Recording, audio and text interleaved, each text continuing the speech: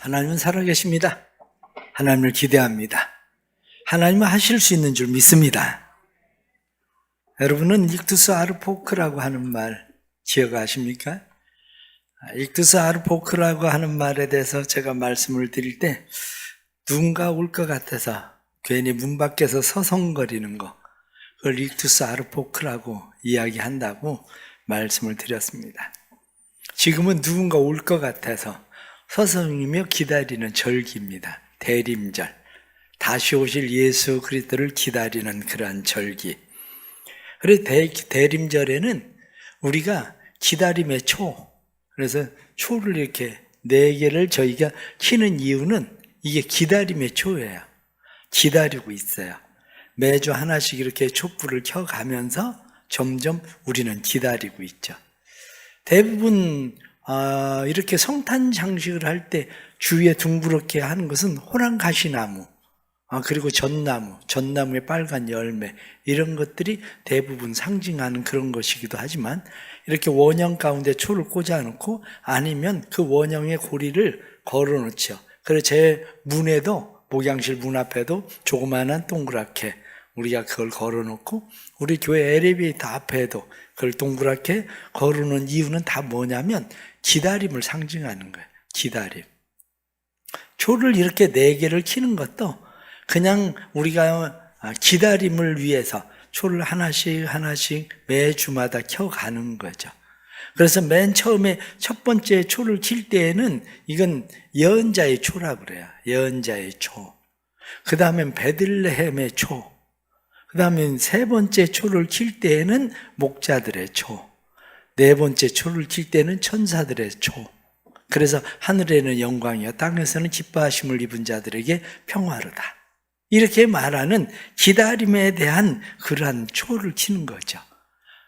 계단식으로 이게 높이를 서로 다르게 하는 그러한 이유도 잘 보이게 하기 위해서가 아니라 우리가 마치 계단을 올라가면 무엇인가를 위해서 기다리는 것 같은 기다림에 대한 상징이에요. 교회에 이렇게 꽃꽂이를 하는 것은 그냥 하는 게 아니라 사실은 교회 꽃꽂이를 하는 데는 그러한 의미들을 가지고 교회는 꽃꽂이를 하거든요. 또 왜 이렇게 불을 밝히느냐, 촛불을 왜 켜느냐, 이렇게 이야기하면 대림절을 우리는 빛의 절기, 그렇게 이야기합니다. 대림절이 왜 빛의 절기라고 이야기하냐면 우리 계절로 이야기하면 동지가 12월 22일 날이 올해는 동지죠. 12월 22일 날은 밤낮의 길이가 같아지는, 그래서 점점 밤이 깊어지다가 점점 밤이 짧아지는 그러한 절기를 만나는 거예요. 우리는 점점 밤이 깊어지다가 다시 성탄절을 만남으로 해서 점점 낮이 이제는 점점 길어지는 이러한 절기. 그래서 이 기다림은 등불, 희망, 이런 것들을 상징하고 있는 것이 바로 우리가 지나고 있는 기다림의 절기. 우리는 다시 오실 예수 그리스도를 기다리고 있는 거야. 그래서 익투스 아르포크, 우리는 늘 다시 오실 예수 그리스도를 기다리면서 보내고 있는 절기. 우리의 삶은 사실은 어쩌면 평생 다시 오실 예수 그리스도를 기다리면서 살아가는 겁니다. 지난주에 제가 여러분들에게 말씀을 드린 것은 나즈라는 말을, 인도말로 나즈, 누군가에게 무조건적인 무한한 사랑을 받는 것 때문에 우리 안에 자부심, 우리 안에 자신감이 넘치는 것, 그것을 나즈라고 이야기한다. 그런 말씀을 드렸습니다. 우리가 세상에서 살면서 누군가로부터 무조건적인 무한한 사랑을 받을 수 있는 곳이 어디 있겠습니까? 아마 부모에는 그럴 일은 없을 거예요.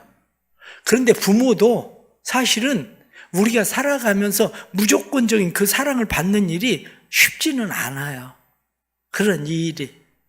결혼을 하는 사람들이 결혼을 하면서 처음엔 생각을 합니다. 우리는 사랑해서 결혼을 하니까 우린 무조건적으로 무한한 사랑을 베풀 것 같은데, 결혼하는 사람들이 결혼을 하면서부터 1년 동안을 뭐라고 이야기하냐면 지혼이라고 그래요. 지혼. 아마 못 들어보신 분들도 있을 거예요. 지혼이라는 말은 뭐냐면 종이처럼 쉽게 찢어지는 혼인 기간이라는 거예요. 처음엔 내가 사랑하고 모든 게 다 좋아서 다 받아들여서 내가 그를 평생 사랑할 것 같아서 결혼을 했는데 막상 살아보니 그게 아니야. 인간이 이럴 줄 알았으면 결혼을 안 하는 건데 이런 생각이 불쑥불쑥 들어 올라오는 거죠. 그때 자칫하면 종이 찢어지듯이 결혼 생활이 완전 찢어져요. 그래서 어떤 사람들은 그때 한번 찢어진 것이 평생 가는 사람들도, 형식적으로만 부부라고 얘기하지 평생 가는 사람들도 많아요. 그게 우리의 삶 가운데에, 그런데 무조건적인 무한한 사랑, 이것을 누구에게로부터 받느냐 이렇게 이야기하면 하나님의 사랑이에요. 하나님이 우리를 얼마나 사랑하시는지, 하나님으로부터 무조건적인 이 무한한 사랑을 받으면 우리의 자존감이 높아지는 거죠. 자존감이 떨어진 사람은 늘 앓는 소리를 해요. 상처 입은 소리를 해요. 그런데 늘 앓는 소리를 하면 때로는 김병이 호시호시 없다고 부모도 앓는 소리를 계속하면 자녀들은 점점 힘들어져요. 그런데 주변에 누군가가 앓는 소리를 계속 해보세요. 주변 사람들이 얼마나 힘든지. 그런데 자존감이 높아지면 앓는 소리를 내는 게 아니라 행복감이 생겨요. 이스라엘이여, 너같이 행복한 사람이 누구냐 이렇게 말씀하는 것처럼 내 안에 행복감이 생기니까 늘 행복한 소리를 해요. 긍정적인 말을 해요. 그러니 주변 사람들이 다 함께 행복해지는 거예요. 즐거워지는 거죠, 삶이. 우리는 때로는 조그만한 사랑, 누군가가 나를 사랑하는 그 사랑 때문에 그 자존감이 얼마나 높아지는지요. 학교 선생님이 학교에 갔는데 새롭게 반 아이들을 맡았는데 어떤 아이 하나가 그냥 교탁에 와가지고 자꾸 이렇게 매달려요. 그 아이 보고 선생님이 이야기합니다. 얘야, 네 자리 들어가서 앉아야지. 그랬더니 아이가 자기 자리 들어가서 앉아요. 아이가 정서적으로 조금 불안해요. 정서적으로. 선생님이 아이에게 물었습니다. 넌 커서 뭐가 되고 싶니? 그래 물었더니 아이가 대답하기를 뭐뭇하더니 도둑이요. 애들이 와 그리고 애들이 막 난리가 난 거예요. 애들이 도둑이요. 그러니까 선생님이 이야기하기를 그건 아니, 애들이 다 싫어하나 봐. 도둑 말고 다른 거 얘기해봐. 커서 뭐가 되고 싶은데? 아이가 뭐뭇하더니 또 내뱉는 얘기야. 강도요. 애들이 더 난리가 나는 거야. 와, 막 애들이 막 난리가 났어요. 막 쟤 도둑대인데, 쟤 강도대인데. 선생님이 그것도 아이들이 싫어하는 것 같아.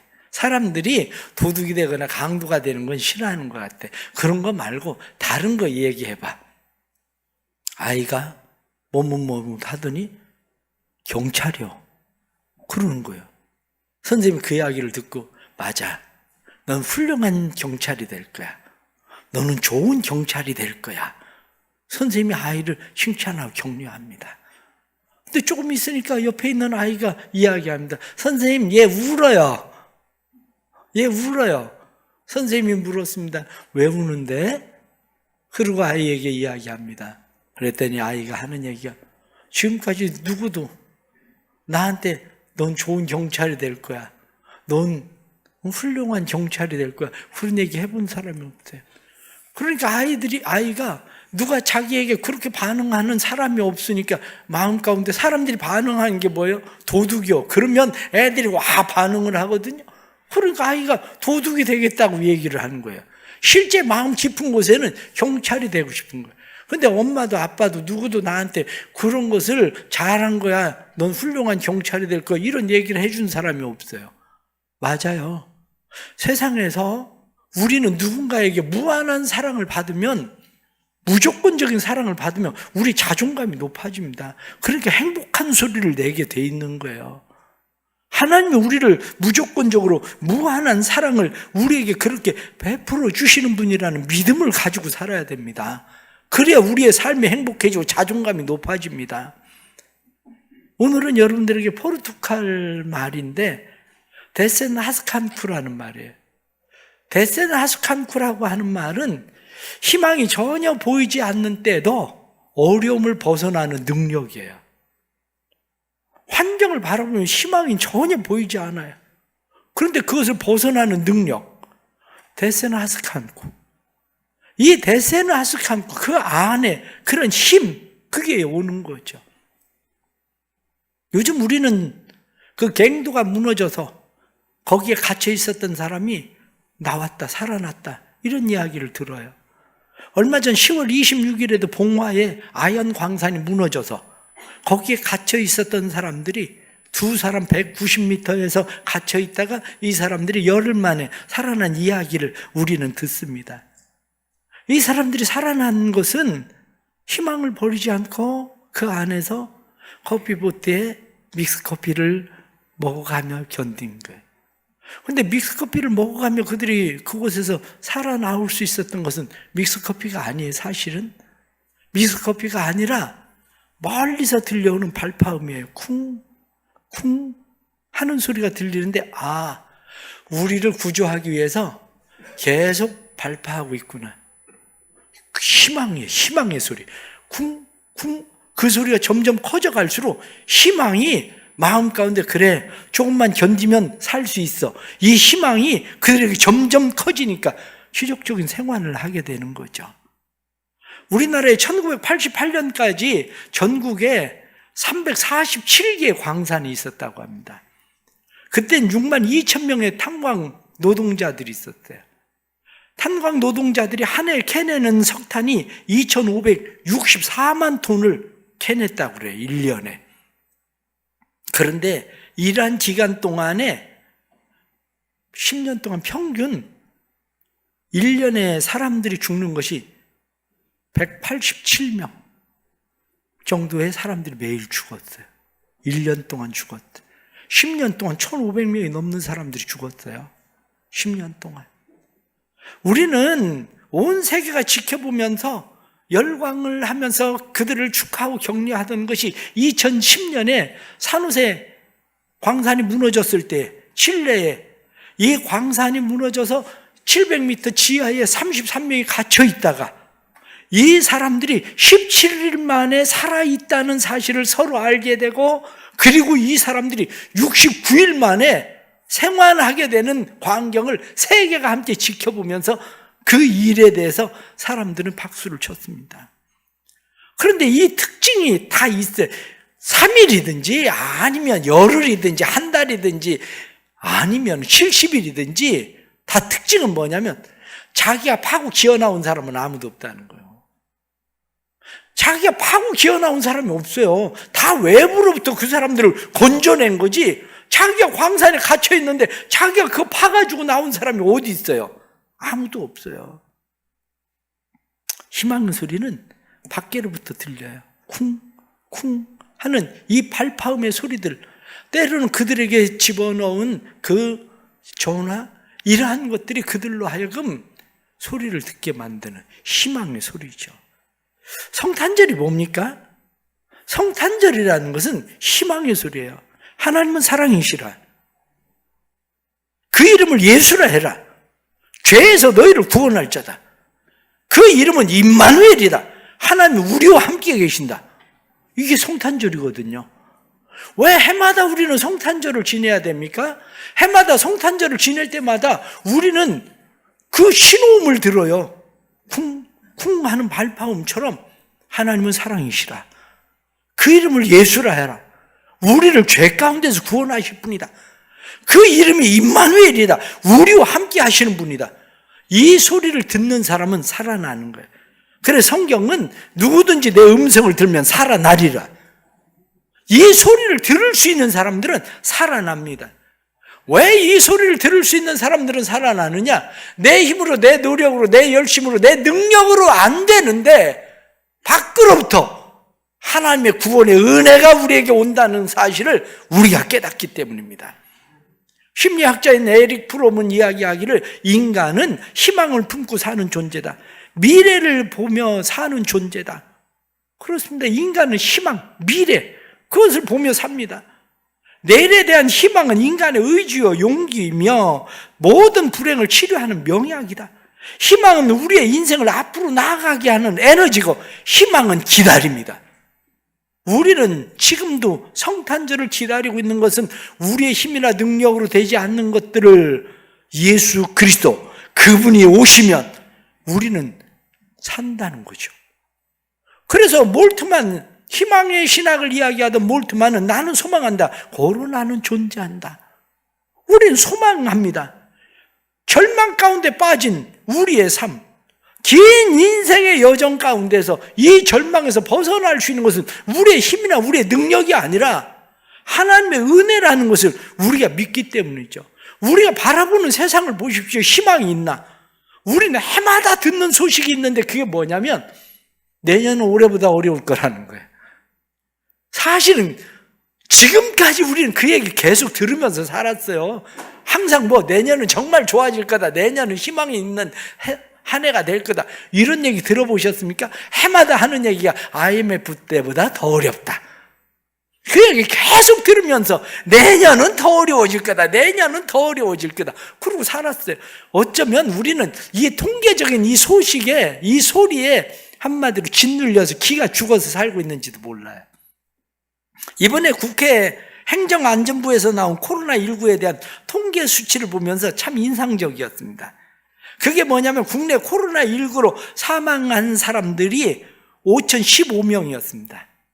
그런데 그 사람들 가운데에 폐암, 간암, 위암, 아니면 심근경색, 심부전, 그리고 간경변 이런 기저질환자를 빼면 코로나19로 사망한 사람은 3.4%, 169명. 169명만 사실은 코로나로 죽었다는 거예요. 사실 국가에서 받아주지 않은 사람들도 또 많이 있을 거예요. 그런데 왜 이 말씀을 드리냐면 기저질환자들에겐 굉장히 위험한 일이기도 하지만 건강한 사람들에겐 그렇게 위험한 일들은 아니었기도 했다는 거예요. 그런데 우리는 3년 동안 여기에 그냥 이렇게 위축돼서 살아가는 삶이 우리의 삶 가운데 3년 동안 계속된 일이기도 하죠. 다른 사람들을 보호하고 우리가 돌봐야 되는 일들을 하지 말아야 된다. 그 얘기를 하고 있는 게 아닙니다. 스스로 건강한 사람들조차도 너무 위축된 삶을 살아가고 있는 거죠. 우리의 삶의 환경을 우리가 바라보면 우린 별로 희망이 없다고 자꾸 생각을 하는데 세계인들이 우리 한국을 보면서 무엇라고 이야기하는지 아십니까? 한국 사람처럼 잘 먹고 잘 쓰고 사는 사람들이 어디냐? 이렇게 얘기해요. 국민소득의 문제가 아니라 국민소득은 그들이 살고 있는 한마디로 소비 비용 그게 높아지면 아무리 소득이 많아도 힘들어요. 그들이 하는 이야기가 무슨 이야기를 많이 하느냐면 한국 사람들은 절대적 빈곤이 아니라 상대적 빈곤이다. 누구네 집은 같은 평수에 30억, 50억도 하는데 왜 내 아파트는 2억밖에 안 할까? 여기에 늘 우리는 가난하다고 생각을 하고 사는 거예요. 우리의 삶 가운데에 그러나 진짜 우리가 깨닫지 못하고 있는 것이 있는데 그게 뭐냐면 아무리 내가 노력하고 애를 쓰고 내가 열심으로 뭘 해보려고 해도 벗어날 수 없는 무엇이 있다는 거예요. 만유인력의 힘을 우리의 힘으로 벗어날 수 없는 것처럼 다 물물과 썰물이 달의 힘에 의해서 일어나는 것을 벗어나지 못하는 것처럼 우리의 힘이나 의지나 노력이나 열심 가지고 아무리 노력해도 벗어날 수 없는 것이 있는데 그게 뭐냐면 죄라는 거예요. 죄의 힘이라고 하는 것은 얼마나 강력한지 이 죄의 힘이라고 하는 것 그러나 요즘 세상 사람들은 죄에 대해서 이야기하고 싶지 않습니다. C.S. 루이스는 이야기하기를 내가 기독교에 강하게 끌리게 된 이유 중 하나는 기독교 교리야말로 죄의 본질에 대해서 가장 정확하게 이해하고 있다고 믿기 때문이다. 기독교가 죄에 대해서 가장 정확하게 이해하고 있다. 그런데 요즘 죄에 대해서 다 애매모호, 두리뭉실, 그래서 죄에 대해서 실수해서 그렇다. 아니면 연약해서 그렇다. 재판정에 가면 가장 쉽게 하는 얘기가 뭔지 아십니까? 심신장애. 심신장애라고 그랬다는 거예요. 심신장애, 중독. 다 죄입니다. 엄밀하게 성경이 말씀하고 있는 것은 그건 죄라는 거예요.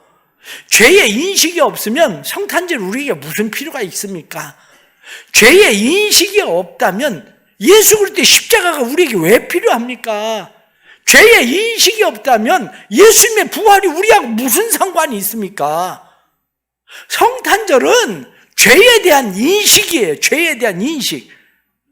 그리스도인이 되려면 반드시 통과해야 되는 것이 있는데, 진정한 그리스도인이 되기 위해서 반드시 거쳐야 될 관문은 내가 죄인이라는 것을 인정하는 거다. 자신이 죄인이라는 것을 인정해야만 기독교인의 자격이 되는 겁니다. 그게 인정되어야 세례를 받게 되는 거고, 내가 죄인이라고 선언해야 죄사함의 자유함이 생기는 겁니다. 그래서 교회를 죄인의 클럽 이렇게 얘기합니다. 교회는 천사들이 모인 곳이 아니에요. 교회는 죄인들의 클럽입니다. 나는 죄인입니다. 이건 반드시 거쳐야 될 코스입니다. 우리가 그것을 거쳐야 예수 그리스도는 우리의 구원자시다.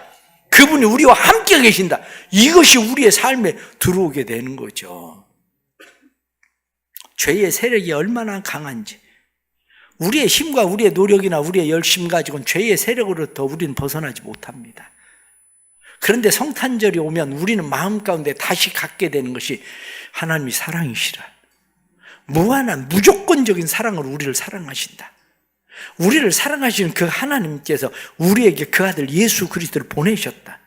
그 예수의 이름, 예수 이름 그 자체는 우리를 죄에서 구원할 자시다. 우리를 죄에서 구원하는 것뿐만 아니라 임마누엘, 우리와 함께 계시는 분이다. 그게 바로 성탄절인 겁니다. 우리 사랑하는 성도들에게 이 은혜가 있기를 축복합니다. 죄에서부터 자유할 수 없다고 생각하십니까? 죄에서 자유할 수 없다고 생각하는 것만이 아니라 우리를 이 죄에서 자유하게 하시는 분이 있다는 사실을 믿으시기를 바랍니다.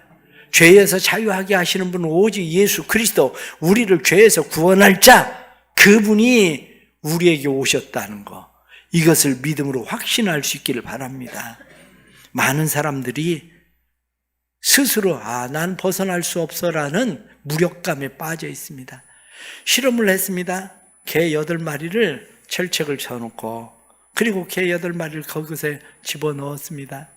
그리고 철책 가까이에 전기 장치를 해놨어요. 울타리에 가까이 오면 전기가 통하도록. 8마리 개들이 울타리에 가까이 왔다가 전기가 오는 것을 느끼게 돼요. 얼마 후에 철책을 없애버렸습니다. 그런데 그곳에서 나간 개는 2마리밖에 없었어요. 나머지 개들은 거기에 가까이 가면, 철책이 보이지 않아도 거기에 가까이 가면 전기가 올 거라고, 충격이 올 거라고 스스로 생각하는 거야. 사랑하는 성도 여러분, 우리 안에 분명하게 가져야 되는 것이 뭐냐면 임마누엘이에요. 임마누엘. 임이라고 하는 것은 함께, 마누, 우리와, 엘, 하나님, 임마누엘, 하나님이 우리와 함께 계신다, 이거거든요. 내 혼자 내 힘으로, 의지로는 우리는 해결할 수가 없어요. 내 힘과 의지와 노력 가지고는 해결할 수 없지만 임마누엘, 하나님이 우리와 함께 계시면 우리는 해결할 수 있는 능력이 있게 되는 것을 우리는 믿습니다. 예수님께서 왜 어린 아기를 세상에 오셨을까? 그것을 어떤 사람은 이야기하기를, 우리는 누구나 낯선 사람을, 어른을 대하면 거부 반응을 일으킨다. 저 사람 가까이 해도 되나? 사람들에 대한 거부 반응. 그런데 아기에 대해서는 사람들이 거부 반응이 없어요. 예쁘다, 나 한번 안아보면 안 돼요? 아기에 대해서는 누구나 다 친절하게 거부 반응 없이, 그에게 무슨 권위가 있는 것도 아니고. 창조주 하나님께서 왜 아기 예수로 세상에 오셨을까? 그분이 아기 예수로 세상에 오신 것은 누구나 그에게 가까이 다가갈 수 있도록, 누구에게나 거부감이 없도록 그를 영접할 수 있게 하기 위해서 예수님은 아기 예수로 우리에게 오셨다는 거야. 사랑하는 성도들의 마음 가운데 이 예수님을 받아들일 수 있는 은혜가 있기를 바랍니다. 임마누엘 되시는 예수님, 그분이 우리 안에 계시다는 것을 우리가 느끼게 되면 우리 안에 힘이 생겨요. 세상을 이기는 힘이 생겨요. 볼지어다 내가 세상 끝날까지 너희와 항상 함께 있으리라. 내가 세상을 이겼노라. 내가 죄를 이겼다. 사망의 권세를 이겼다. 내가 너와 함께한다. 이것이 우리 안에 있으면 우리는 죄를 이기고 세상을 이기는 힘과 은혜와 능력이 생기는 줄 믿습니다. 그러나 세상에는 아직 그것을 모르는 사람들이 많잖아요. 세상에 그것을 모르는 사람들에게 우리는 그 소식을 전해야 돼요. 그 소식을. 우리가 그 소식을 어떻게 해야 전합니까? 보리스 콤펠트라고 하는 사람이 있었습니다. 이 사람은 유태인인데 의사였어요. 유태인 의사 이 콤펠트가 시베리아 포로 수용소에 갇혀 있었습니다. 시베리아 포로 수용소에서 그는 신실한 그리스도인을 만났습니다. 신실한 그리스도인을 만나고 그를 통해서 예수를 영접했어요.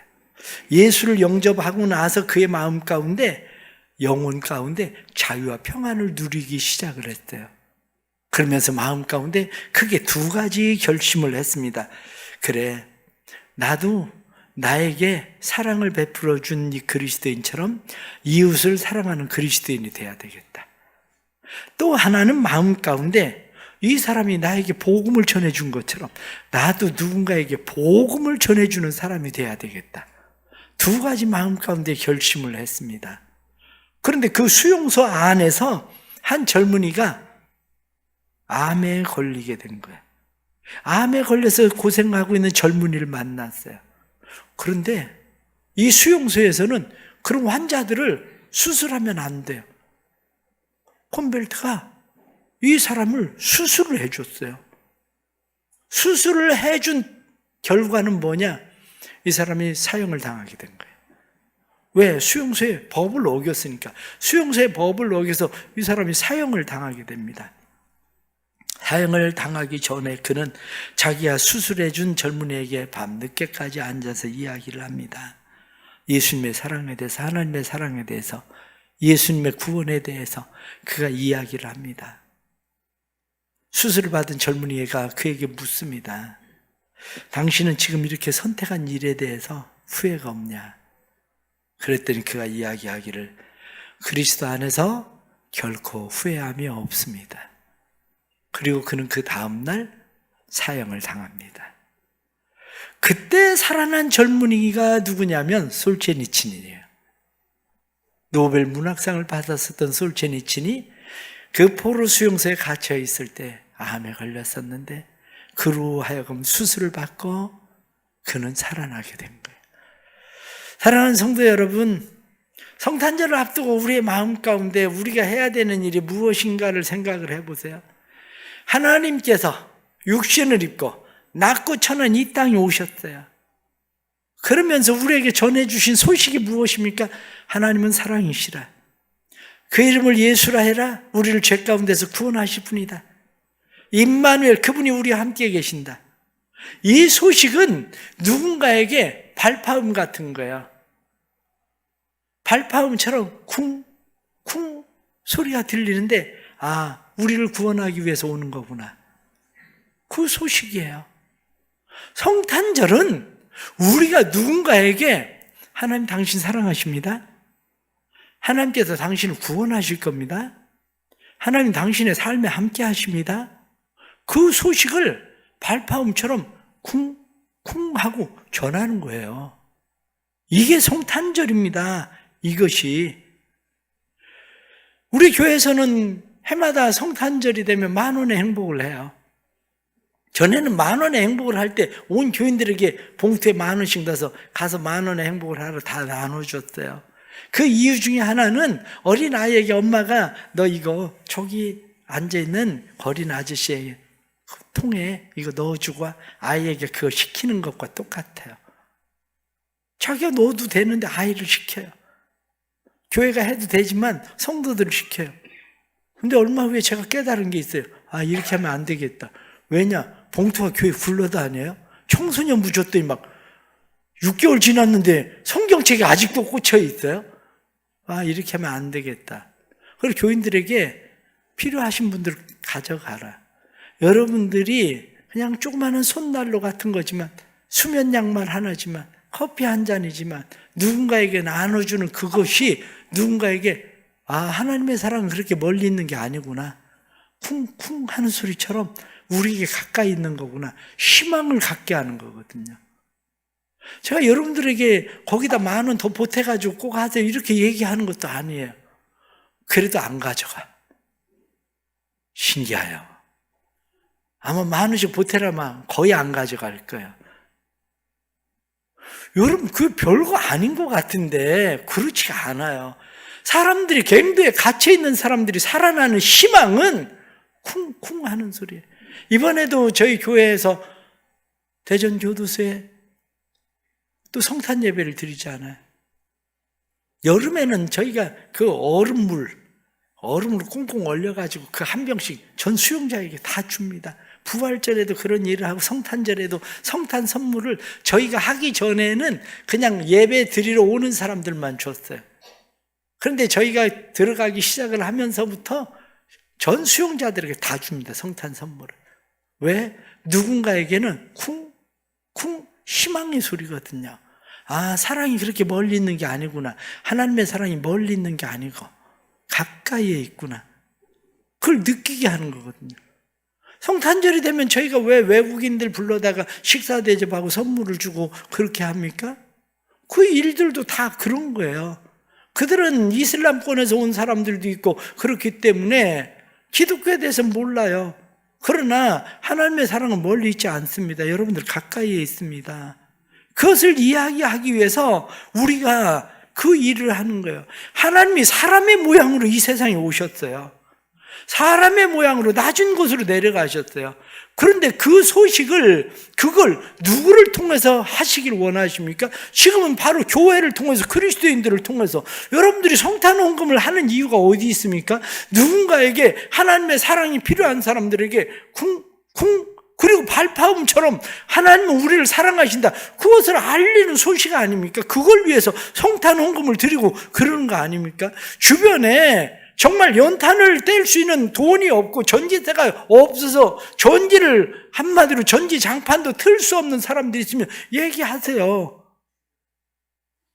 여러분들이 직접 해도 되고 교회를 통해서 여러분들이 해도 되고. 왜냐? 그게 누군가에게 하나님은 사랑이십니다. 하나님은 우리를 사랑하십니다. 그 얘기거든요. 죄 가운데 빠져 있는 사람이 내 힘으로는 도저히 안 돼 이렇게 생각하던 사람이 내 힘, 노력이 아니라 누군가 쿵쿵 하는 소리를 통해서 예수, 구원자, 내 힘이 아니라 구원자, 그분은 권능의 왕, 모든 것을 다스리고 통치하시는 그분이 오시면 할 수 있다는 믿음을 갖게 만드는 거예요. 그게 우리가 교도소에 가서 예배도 드리고 성경 공부도 하고 그러지만 교도소 안에 있는 사람들이 얼마나 많은 사람들이 그렇게 예수 그리스도를 만나는데요. 이번에 우리 교회에서도 성탄에 그 사람들을 돕지만 목사님 그것을 함께 사용해 주세요. 그리고 200만 원을 내는 사람도 있어요. 그게 우리의 삶에 하나님께서 나를 통해서 하나님께서 이 신호음을 내게 하시는구나. 누군가에게 하나님은 사랑이시라. 그 이름을 예수라 해라. 그 이름은 임마누엘이라.